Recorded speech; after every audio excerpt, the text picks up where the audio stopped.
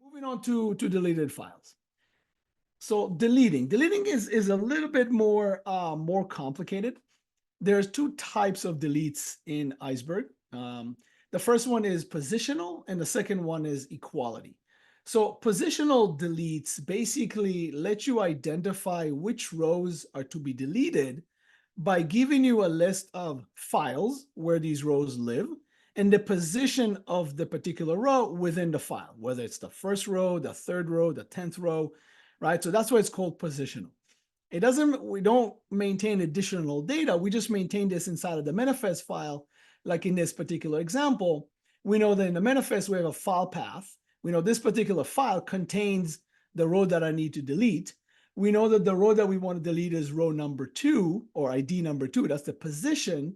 And then we know that, we actually include the physical row in it so you can compare if you wanted to do, or you have some record of what row was deleted. But this is how positional deletes work.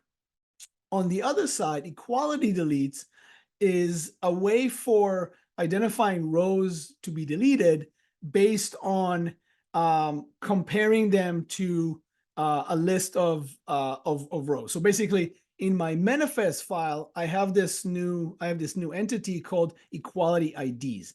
And the equality IDs is an array of column IDs that I will use when I'm comparing rows. So in this case, this ID is 1 and 2.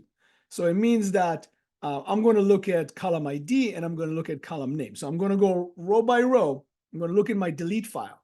My delete file, it says delete row 2 JSON, right? And how do I find 2 JSON in all my files? I go file by file and I compare them, right? And once I find, a file that has a row that matches this row I want to delete, it deletes it from the actual data file, right? So it's a bit heavier work, but it is more, it's more consistent. You get better results and you have more flexibility. In a positional delete, you just say, delete this row in this position. That's it.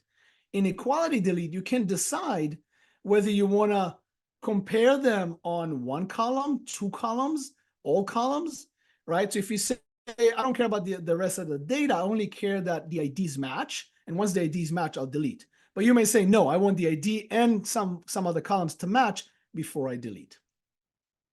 Okay, so deleting row, again, very simple. There's a delete from statement. There's also a merge into. And now see, I'm adding the when matched, and there's a delete marker, then I delete. This is typical for CDC use cases.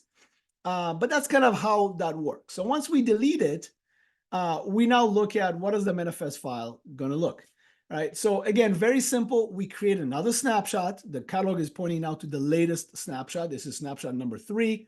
Again, we have a manifest list and we have a manifest file. And this manifest file, points to a particular Parquet file. We can see here on the left side on the status on the entities table, on the entries table, that we have 2 status deletes. So the 2 zeros, the 298 snapshot is the existing 2 rows, the Roy and Shantana ones. And then the other ones, number 909 below, this is the JSON one. And then number 2 above, 793, that's the Ori one that we just deleted, right? So it basically tells us those 2 files are to be deleted or to not be included in the query, while the other 2 files are the ones to be included in the query.